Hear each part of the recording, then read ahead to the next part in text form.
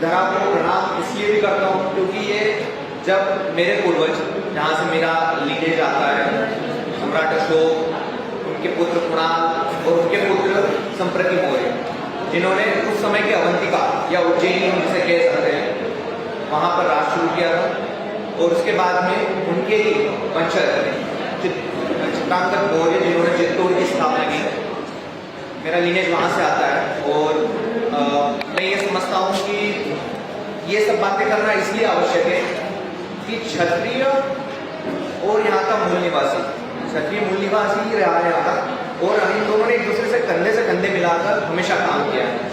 मैं आज से नहीं, 2500 वर्ष पीछे भी चले जाऊँ, अगर मैं बात करूँ गौतम बुद्ध की, जब एक सामान्य यहाँ के मूल निवासी के साथ में उसका शोषण हो रहा था, तो उसके अगेंस्ट में कौन आया? एक क्षत्रिय आया, क्योंकि क्षत्रिय का गुण ही रहा है बागी बनना। क्षत्रिय जब हमेशा गलत चीजों के लिए बागी रहा है। हम जय छात्र धर्म क्यों कहते हैं? क्योंकि हम एक तरह से छत्रप का कार्य करते थे समाज के उस वर्ग के लिए जो चीजों से या किसी ऐसे व्यक्ति के द्वारा जो उनसे ताकतवर है या ज्यादा ज्ञान रखता है, उनका सताया हुआ था।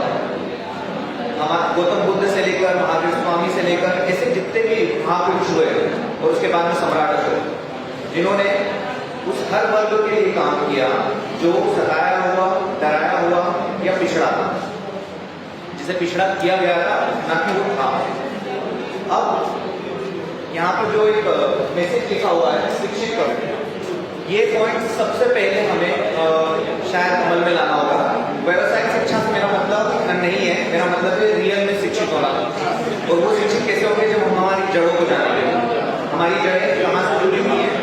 आज से नहीं, 2500-3000 साल पुरानी, और हम तब भी थे और आज भी है, और इसी तरीके से आगे भी बने रहें। बस समझने की बात यह है कि हमें अपने लोगों को पहचानना होगा। हम लोगों के द्वारा सेट किए गए नैरेटिव से इतने प्रभावित हो गए कि हम आपस में एक दूसरे से ऐसी भावना रखने लगे कि वो अलग है, हम बाहर से हैं। और क्षत्रिय, जैसे मैंने कहा कि क्षत्रिय का नेचर ही बागी रहा है, जब भी उसने बागीपन किया है तो ऐसे ही ब्राह्मण ध्वनियों द्वारा सेट नैरेटिव ने उन्हें क्या घोषित कर दिया, अलग कर दिया। जैसे आप अगर हम बात करें क्षत्रियों की, राजपूतों की बात करें या मौर्यों की बात करें, मैं बेसिकली अपने पॉइंट पे आना चाहूँगा। हम लोगों को विदेशी बोल दिया गया, हम लोगों को अलग बोल दिया गया। क्यों? क्योंकि हमने इनके खिलाफ हमेशा विद्रोह रखा। क्यों?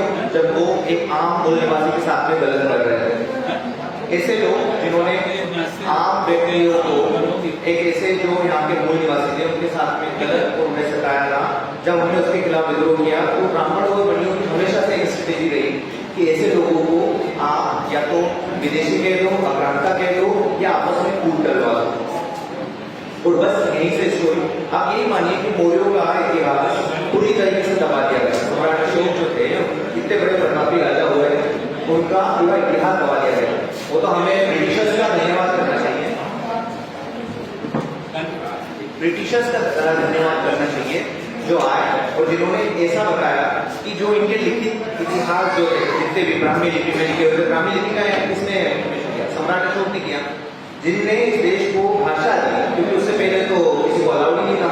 ब्राह्मणों ने भी कभी भी पुस्तकों और कागजों पर लिखने में बिलीव नहीं किया, क्योंकि उन्हें पता था कि हमारा एकाधिकार रहेगा, तो व्यक्ति पढ़ जाएगा तो समझदार हो जाएगा, आगे निकल जाएगा। तो उन्होंने उसका हमेशा विरोध किया।